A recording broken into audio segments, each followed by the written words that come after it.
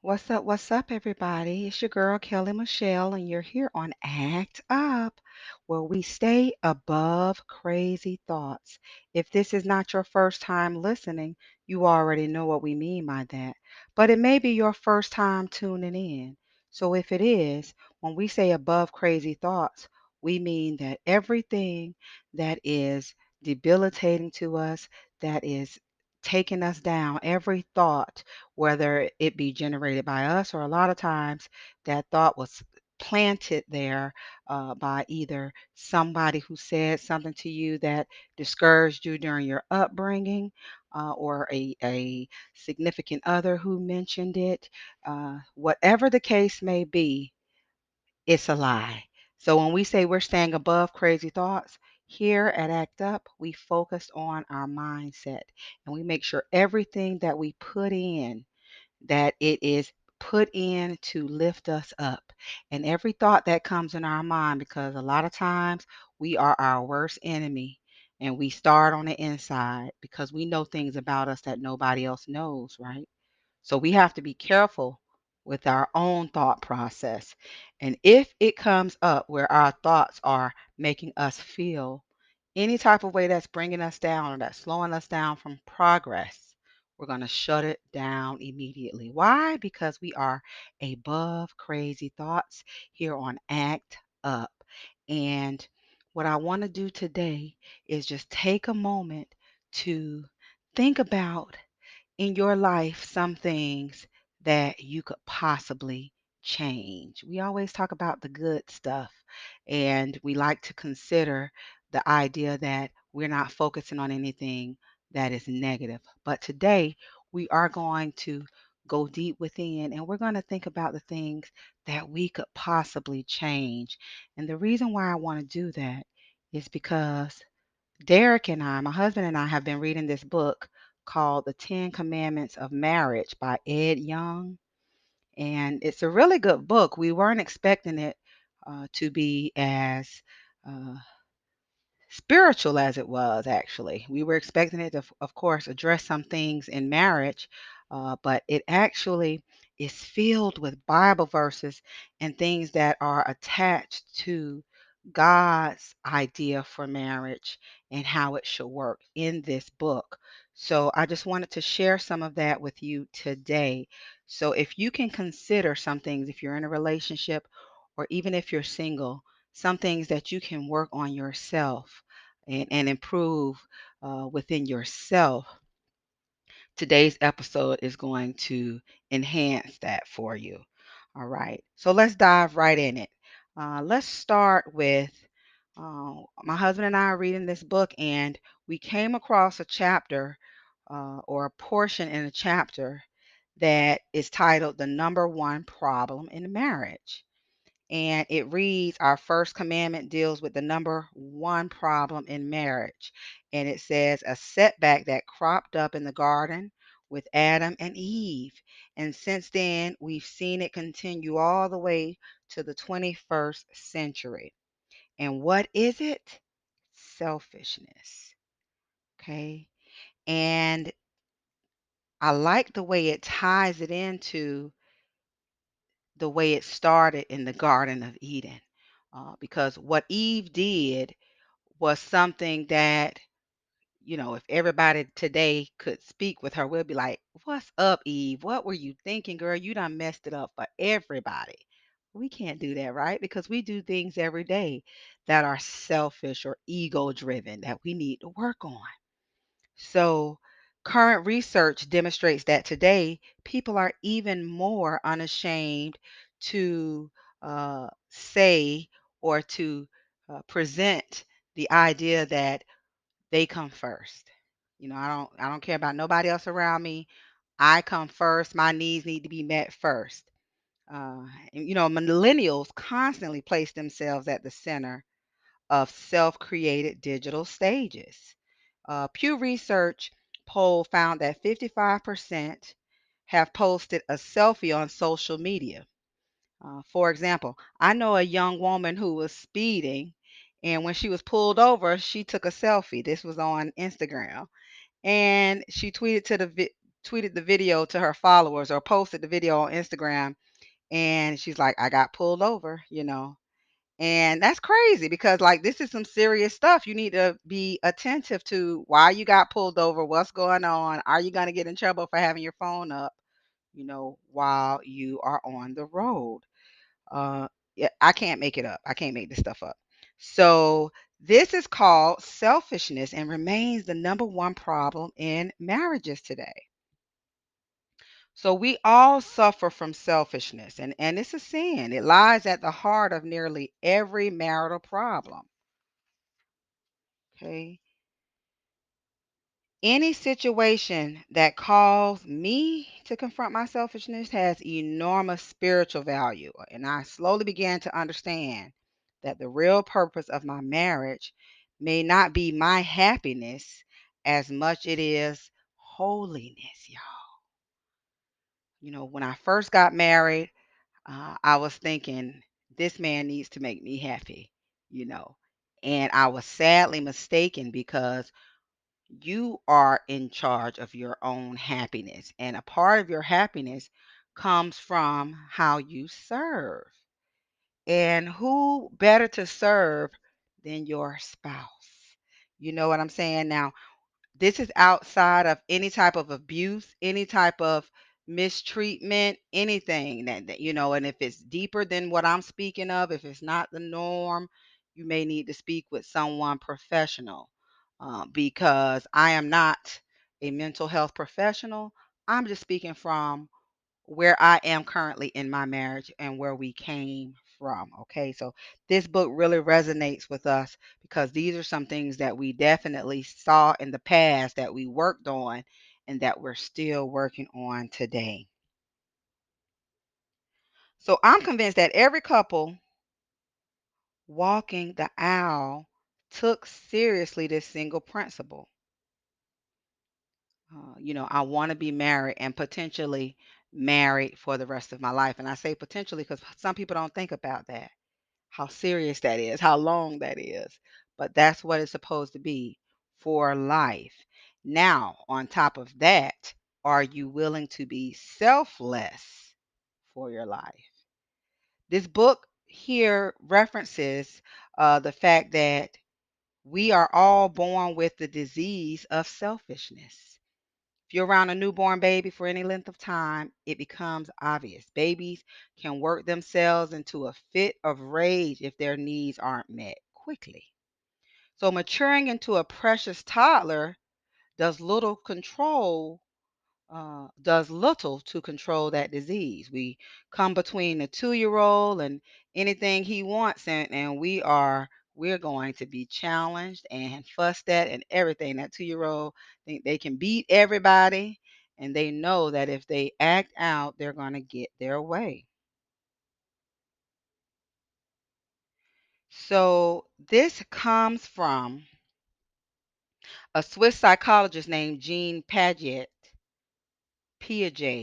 and the theory about cognitive child development. Okay. And cognitively, young children are simply not able to see the world from another person's perspective. The theory can be tested by holding a teddy bear in front of a young child with the bear facing him. The toddler sees eyes, nose, and mouth. And if you ask the child to describe what you are seeing, he will describe the eyes, nose, and mouth again. Showing him what you actually saw, the backside and the tail of the teddy bear, will do nothing to change his opinion. So hold the teddy bear facing him again and ask him what he thinks you are looking at, and he will again describe exactly what he is seeing. Albert Einstein complimented Piaget's theory by exclaiming, Piaget's discovery is so simple, only a genius could have thought of it. So let's elaborate on this a bit. Selfishness involves the inability or the simple not wanting to see things from another person's perspective. And that is an immature way to be, especially if you are dealing with your spouse. So when we're talking about selfishness, and the opposite being selfless, all we have to do is work on seeing our situations that we go through with our spouse from their perspective. So, just like that little example about the teddy bear, how the child only wanted to describe that front view, what they were seeing, and it didn't change no matter what you did or said. When we're dealing with our spouse, whatever view we are going through, whatever situation we're having, are we able to take a moment and look at that situation and determine, we can consider, what is our significant other feeling with this? How are they looking at it? One of my main things is the children, and how we're raised different to handle our children differently. And we have different levels or different methods of discipline. I can sit up here and not want to pop a child, not want to fuss at a child, and that's my way. And that's why, because I don't want to traumatize the child. I don't want to have the child feel any type of anxiety, but my spouse handles it differently. He wants to pop a child if they're doing things, or if they have to be told to do something more than once, or several times. And he will yell if he needs to get his point across. But what is the reason? What is he seeing? He's probably seeing the idea that if this child grows up, they could be in danger if they are not able to be disciplined enough to follow directions. So even though we're trying to handle it one way, if it's getting out of hand, I need to intervene as a father or mother, if the mother is the disciplinarian. I need to intervene, and intervene quick and harsh, so that this child can understand that this is a no-no. You know. And both of those things can be true. Both of those things can be important in raising that child. And it doesn't have to be one clear cut way. But in a marriage, we have to come together and express ourselves and explain these things, and explain what we don't see from our perspective or our method of reasoning to our spouse. And that level of communication will bring us closer, will help us understand each other better, and will also ease our mind if we're feeling like we're being attacked by, our spouse handling something a different way, or seeing something a different way than we do. We will be able to better understand the reasoning behind it. So I love this book because it's really tapping into some things that we address or we deal with on a day-to-day basis in marriages, and the whole family dynamic, actually, because people are not the same. They're different, and they are going to disagree, but it's going to be important to look at things, you know, in the perspective of, how is that person seeing this situation? And am I being selfish and not flexible in the way I'm handling this situation? Because at the end of the day, the idea is not to win. The idea is to be effective in, moving throughout our day, keeping our sanity, keeping our minds clear, and able to receive um, things in a healthy manner. So we want to make sure that we consider all of that when we are dealing with life's challenges. And we have enough to deal with our own thought process and our own mind, but you add in that family dynamic, which is what God wanted to do, and it changes things, right? Because you have someone else to consider outside of yourself. So I know that God doesn't want us to be selfish. And the whole marriage thing works when we are not selfish, because together we can come and we can uh, talk about things, talk about our concerns, and handle things according to what we agree upon as God's way, God's approved method of handling things. So I just wanted to run that by you all today. I hope that you enjoyed this episode, and I hope that it is something that you can ponder on and dig deeper into, because it definitely has helped us.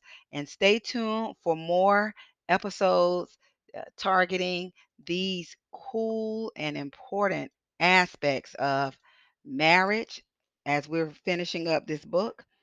But I want you to, when you leave here today, take some time and think about that seriously if you're married. How can I be selfless in my marriage today? How can I be the person that God intended for me to be in my marriage today? If you're mad at your spouse for something, I can relate. It happens often. Forgive them today. Forgive them and start fresh today. You'll be surprised at the way that your spouse responds when you are selfless. And that can only come, though, after a level of healing has occurred, if there's something that you're working on in your marriage. But God's intention is for us to be in this household, raise these kids, and be in this loving marriage and deal with our issues with Him. Go to Him to, discuss how can we come together and be selfless with each other. We got to pray together. And we have to make a commitment to continuously work on our relationships. And God will help us. He will help us. Sometimes it seems so rocky and it seems like it's so tough and impossible. But God will help us out as long as we pray to Him and let Him know that we want this and we are willing to put in the work. So I hope you enjoyed this episode, like I said, everybody. And until next time, remember to act up. All right. Your life depends on it. Keep your mind right. Peace.